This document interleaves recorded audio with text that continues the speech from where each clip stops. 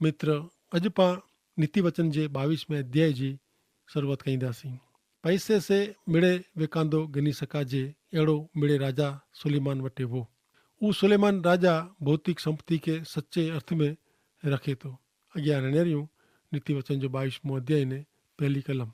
खासो ना उहो घणे धन करता ने प्रेम युक्त रहम नज़र करता पसंद करे लायक आहे।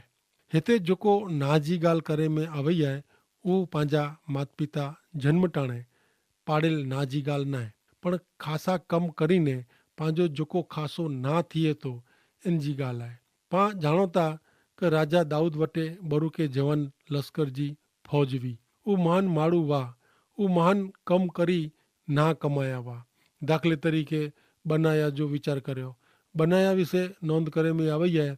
बीजो समूएल जो पुस्तक 23मो अध्याय ने 20वीं-22वीं कलम में लखल आहे क काबसेल जा सुरवीर ने पराक्रमी कम करींदल माण्हू जे पुत्र यहोयादा जे पुत्र बनाया मुआब जे अरियल जे 2 छोकिरे के मारी वधे। वरी हकियार माक पवंदी हुई उन टाणे उहो डूंगर जी तिराड़ में उतरीने सिंह के मारी वधे। उहो कम यहोयादा जो पुत्र बनाया कंहिं ने उन 3 लड़वईअ में ना कमायो। बनाया राजा दाऊद जे 3 वॾे महान पुरुष मिजा जो हिकिड़ो वो। बनाया ना कमायो हो। भलो ना उहो घणे धन दौलत करता पण पसंद करे जहिड़ो आहे। नीति वचन 22मो अध्याय ने 2 कलम। पैसे वारो साहूकार ने ग़रीब भेरा थिए था। ईश्वर उन बॉय मिणी जो करता आहे। इन जो अर्थ अहिड़ो थिए कि ईश्वर वटे हरेक माण्हू हिकिड़ी जी जॻह ते आहे, ग़रीब ने साहूकार बॉय। बाइबल चए थो प्रेरितन जा कम 17मो अध्याय ने 26वीं कलम में क हिकिड़े माण्हू मुंहिंजा उन मिड़े प्रजा उत्पन्न कयो ने उन खे सॼी पृथ्वी ते वसाईने उन जे वसवाट विषय जा चौक्कस समय ने स्थल उन पिंड अगाउनु निकी कयो हो। पा मणे मित्र हिन पाए ते ईश्वर वटे हिकिड़ी जॻह ते आहियूं। हाणे 2 कलम में चए था इन जो अर्थ अहिड़ो थियो कि पा मिणी जा सर्जनहार हिकिड़ा ईश्वर आहियूं। हिन कारण मनुष्य इन जा सर्जनहार ईश्वर साथे सीधे संबंध में अचे उहो केतिरो ज़रूरी आहे। निरेश्वरवाद में मंदल का अनेक ईश्वर में मंदल लोक के हिन हक़ीक़त मथे वीचार करे जहिड़ो लॻे थो। नीति वचन 22मो अध्याय ने 3 कलम। ॾायो माण्हू आफ़त ॾिसी लिकी वञे थो ने मूर्ख माण्हू अॻियां हलियो वञे थो ने मार खाए थो। मित्र कोरो ऐं चतुर व्यक्ति बनेला मङो था त भविष्य માટે જોગવાઈ કરી ગનો। अॼु त આજે भविष्य जी जोगवाई ला जी मदद करेला घणे माण्हू तैयार थिए अहिड़ा आहिनि। अनेक जात जी भविष्य नीति जीवन वीमा निगम ने अहिड़ा केतिरा निगम आहिनि। आंजी वृद्धावस्था માટે व्यवस्था करेला घणे लोग तैयार आहिनि। आंजे छोकिरे ला ने अहिड़ी 2 बाबत ला जोगवाई करे वारा घणे आहिनि। पण आऊं इन पुठिया जे पगथीअ जो वीचार कयां थो। तंहिं पुठिया जे पगथीअ जो कुरो आंजे अनंत भविष्य जो कुरो। माण्हू जेको पंहिंजे अनंत काल जे भविष्य जी व्यवस्था कंहिं न आहे इन खे बाइबल मूर्ख चए थो। हिकिड़ो युवान युगल हो। बॉय जा कुटुंब घणे पैसे वारा हुआ। हिकिड़ो ॾींहुं उन जे सगाई जी जाहिरात करे में आवई। पोइ बॉय जा लग्न थिया। वर्तमान पत्र में पण इन जा फोटा सीखे समाचार छापे में आया। ही नवयुगल घणे ख़ासो घर बनायो हो। आलीशान बंगलो हो। उन घर में आधुनिक रीते सजावट करे में आई हुई। लग्न पोइ ही युगल पंहिंजी नवी गाॾी में फिरेला विया। राष्ट्रीय धोरी मार्ग में अवल शानदार होटल में नाश्तो करेला उन जी कार पार्क करेला वेंदा हुआ। एतिरे में हिकिड़ी ट्रक आवई ने मार पछाड़ कईंदे गाॾी खे टक्कर मारे ने कार बाजू जी उन खीण में वञी ने पई। कार में जे ही नवयुगल के मौत भेटी वियो। ही युगल जे माता पिता के हिन युगल માટે શણગારેલ બંગલે કે તાળો મારી ॾिनो ने हू बंगलो तयारु तुणो सुनो बेकार पियो आहे। ही नवयुगल पिंड जे रेला जेको ज़बरदस्त व्यवस्था कयो हो उन बंगले में रेला हिकिड़ो कलाक पण हू वञी सकिया न। अनंत काल में तैयारी वग़ैरह सरकी विया। हू प्रभु यीशु ख्रिस्त जे शरणे अचीने अनंत जीवन जा भागीदार बनिया न हुआ। अनंत काल માટે तैयारी कहिड़ी केतिरी ज़रूरी आहे मित्र। हाणे अॻियां नेरियूं नीति वचन जे 22वें अध्याय जी 6 कलम।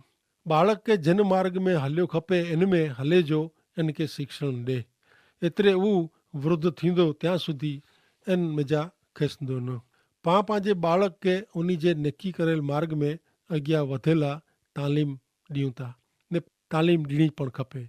हिन कलम प्रमाणे पंहिंजे बालक लाइ ईश्वर नेकी करेल मार्ग ॼाणीने पाण उन खे वारिया खपे। माता पिता पंहिंजी इच्छा प्रमाणे जे बालक खे वारणा अहिड़ो न, पण ईश्वर जी ॾोरवणी मेળવીને ईश्वर जे नेकी करेल मार्ग में वारणा अति ज़रूरी आहे। 22वें अध्याय जी 7 થી 13મી कलम સુધી વાંચ્યું। દ્રવ્યવાન ગરીબ તે સત્તા હલાય તો ને દેણદાર લેણદાર जो दास आहे। जेको अन्याय वावींदो उहो ॾुख वढींदो ने इन जे गुस्से जी सोटी नकामी वेंदी। ओॾार माण्हू ते आशीर्वाद उतरे थो कीअं क उहो पंहिंजे अन में जा ग़रीब खे ॾिए थो। तिरस्कार करींदल खे छिटो कर एतिरे कजियो बंदि थी वेंदो। हा, तकरार ने लांछन जो अंत अचींदो। जेको हृदय जी शुद्धता इच्छे थो इन जी ॿोली जी छटा जे कारणे राजा इन जो मित्र थींदो। ईश्वर जी नज़र ज्ञानी जी संभाल रखे थी, पण कपटी माण्हू जे शब्द खे हू उथलाए विझे थो। आलसू चए थो ॿारहं त सीं आहे ऐं वाट में मरी वेंदो। हिते फिरी थी आलसू माण्हू जो चित्र रजू करे में आयो आहे। हिन कलम में कहिड़ी मज़ाक नेरेला मिले थी उहो नेरियो। आलसू माण्हू खे अनेक जात जा बाना मिली अचनि था, तंहिं लाइ हू खेतर में मजूरी करेला नथो वञे। हिन कलम में सीं जी ॻाल्हि करे में आ वई आहे, पण आउं मञा थो का आलसू माण्हू खोटो चए थो। 22वें अध्याय जी 14મી ने 15મી कलम। परनारी जो मोह ऊनो खड्डो आहे, जंहिंसे ईश्वर कंटाळजे था ऊज इन में पए थो। मूर्खाई बाળક जे हृदय સાથે ચોટેલી आहे, પણ શિક્ષા जी સોટી इन में जा परिया हकली कढींदी। बाળક उछरे जी ही सूचना वारंवार जणाए में आ वई आहे ने हुन मुद्दे बारे ख़ासि भार रखे में आयो आहे। बाળक के शिस्त जी ज़रूर आहे। योग्य शिस्त से बाળक जो अहित नहीं थिए, पण बाળक के शिस्त में रखेला माता पिता अयोग्य गुस्से जो उपयोग કરી શકે ન। યોગ્ય શિસ્ત से બાળક जी મૂર્ખાઈ छीटी થઈ શકે थी।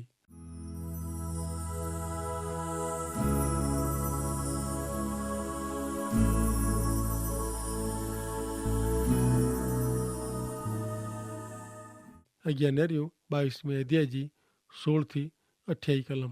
पंहिंजी माल मिल्कत वधारेला जेको गरीब ते जुल्म करे थो ने जेको साहूकार खे बख़्शिश ॾिए थो उहो बोए कंगाल अवस्था में अचींदा। तुंहिंजो कन धरीने ज्ञानी जा वचन सुण, मुंहिंजे ज्ञान ते तुंहिंजो हृदय लॻा। ज तूं ज्ञान खे तुंहिंजे हृदय में रखें, ज उहो बोए तुंहिंजे मुंहं ते स्थिर थिए त उहो सुख वारो आहे। तुंहिंजो विश्वास ईश्वर ते रहे, तंहिं लाइ आउं अॼु उहो तोखे जणायो आहे। कोरो सुबोध ने ज्ञान जी उत्तम ॻाल्हियूं आउं तोखे एतिरे लाइ नाहे लिखई क सत्य जा वचन तूं निकी ॼाणे ने जेको हलाईंदल आहे उन वटे वञी ने सत्य वचन से ज तूं जवाब ॾिए। गरीब खे न लूट, कारण उहो गरीब आहे ने वथाण में पियाई उन ते तूं जुल्म न कर। कीअं क ईश्वर उन जे पक्ष से रही विढ़ंदा ने लड़ाई कंदा ने जेको उन जो छिनी गिरंदा उन जा जीव उहो छिनी गिरंदा। गुस्से वारे माण्हू साथे दोस्ती न रख ने खारे माण्हू जी संगत न कर। रखे तूं इन जा मार्ग सिखे ने तुंहिंजे आत्मा खे फांदे में खणी अचे।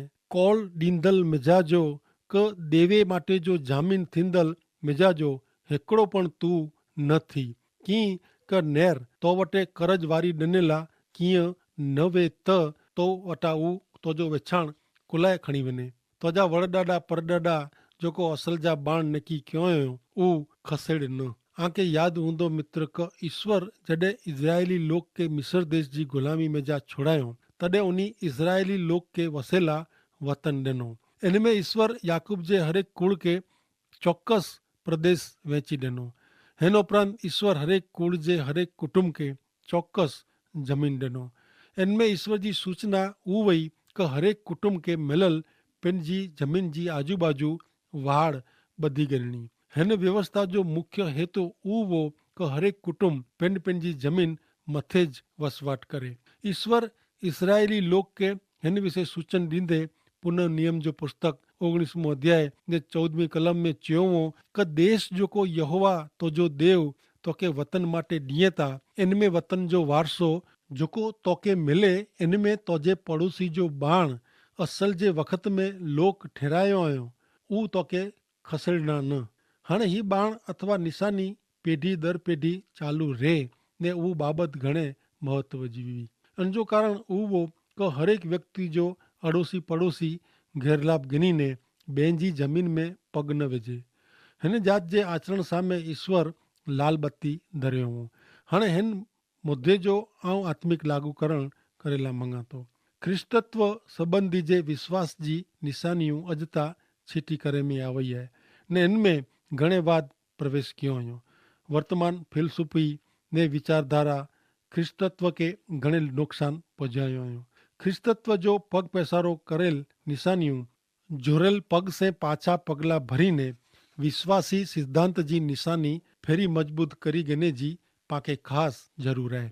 नैतिक मूल्य आत्मिक सत्य ने बाइबल जे सिद्धांत वगर जे ख्रिस्तित्व किन रीते चवाजे विश्वास के लगल बीमारी बाइबल जा ईश्वर जा जीरा पवित्र वचन ज पर्या करी सके थी है। माण्हू पंहिंजे मत विचार जो प्रचार करीने अनेक लोक के गैरमार्गे ने खोटे विश्वास जे मार्ग में धकेलिए था।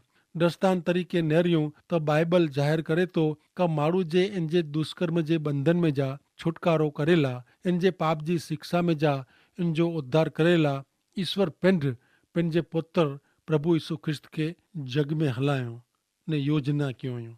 रोमन 3 अध्याय ने 25મી कलम प्रमाणे क ईश्वर यीशु के बलिदान थेला अर्पण क्यों उन्हीं जे मरण से ईश्वर जो पाप विरुद्ध जो कोप छीटो थिए तो ने ई यीशु ते विश्वास करींदल माण्हूअ जा पाप ईश्वर माफ़ कईं था। इनमें माण्हू के पिंड भेरो सीधे संबंध में कोठी अचे जो ईश्वर जो हेतु पूरो थिए तो। मनुष्य पंहिंजे पाप जो बोझो क दंड भरपाई करी सके थी न। मानवी पिंड जे हिकिड़े पाप माटे पण सत्कर्म जा पुण्य कर्म जा ढगला करी ॾे त पण मनुष्य जे हिकिड़े पाप जो दंड पण इनो भरपाई थी सके थी आहे न। कारण मनुष्य जा सत्कर्म पुण्य कर्म ईश्वर जी नज़र में मेले चीथरे जड़ा आहिनि। हिन कारणे ईश्वर जाते ज पिंड जे पुत्र प्रभु यीशु ख्रिस्त में मानव उद्धार जी योजना कयूं। हाणे माण्हू के फक्त प्रभु यीशु ख्रिस्त जे शरणे अचीने प्रभु यीशु ख्रिस्त मथे पंहिंजा अंगत उद्धारकर्ता तरीके विश्वास करे जी जरूर है। विश्वास वत्ता कीअं न विश्वास मात्र प्रभु यीशु ख्रिस्त मथे हृदयपूर्वक जो संपूर्ण विश्वास मनुष्य के इन जे दुष्कर्म जे बंधन में जा इन जे पाप जी शिक्षा में जा उगारी गिने था। घणे लोग के ही सीधी बाबत ते विश्वास वीए नथो। मनुष्य पंहिंजे उद्धार ला की करेला मंगे तो इनके ईश्वर ते विश्वास अचे नथो।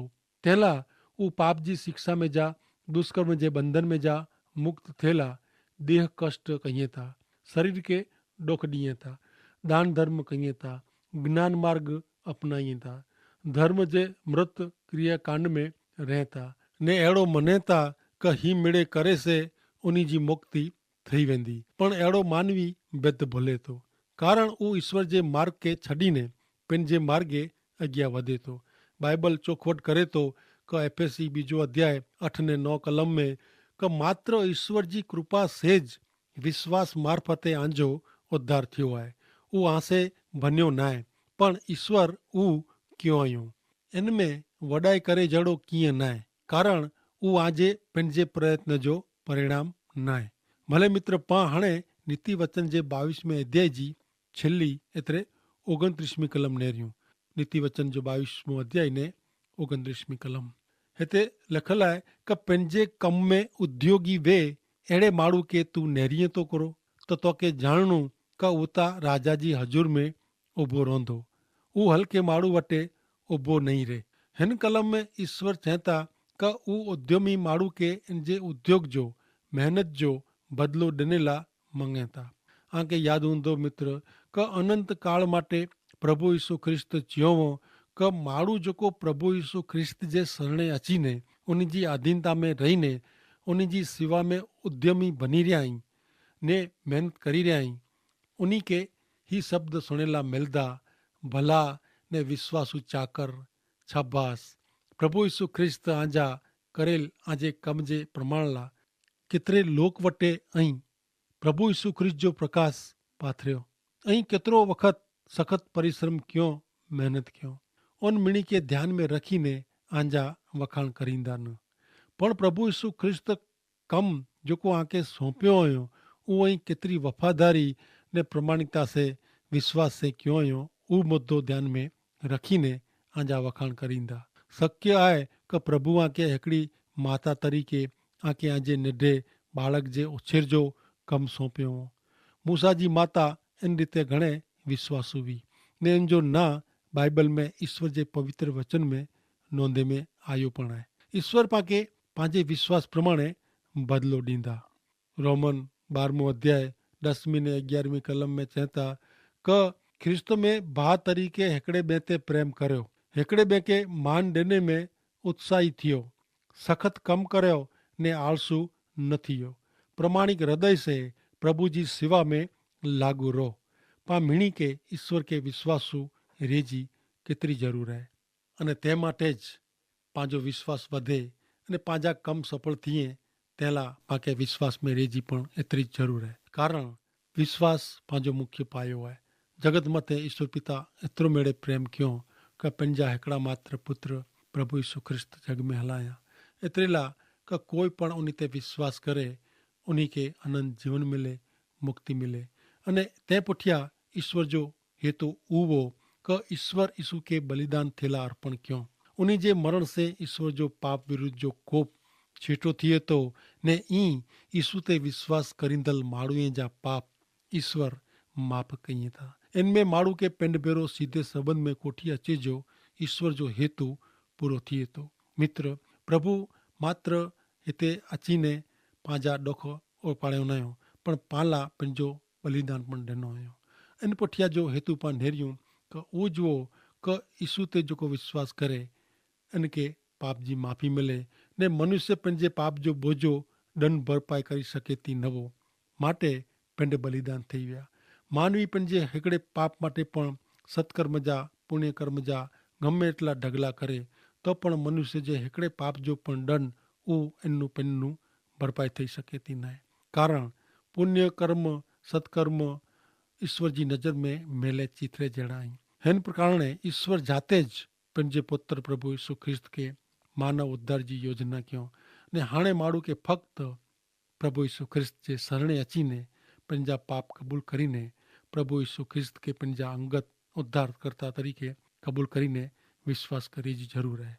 अने विश्वास वत्ता कीअं न, कारण प्रभु पंहिंजो विश्वास नेरिए था अने पंहिंजो विश्वास जो सच्चो वे त पाके अनंत जीवन जा पिंड आध्यात्मिक बालक बनाईंदा अने पंहिंजो स्थान मुक्ति में हूंदो।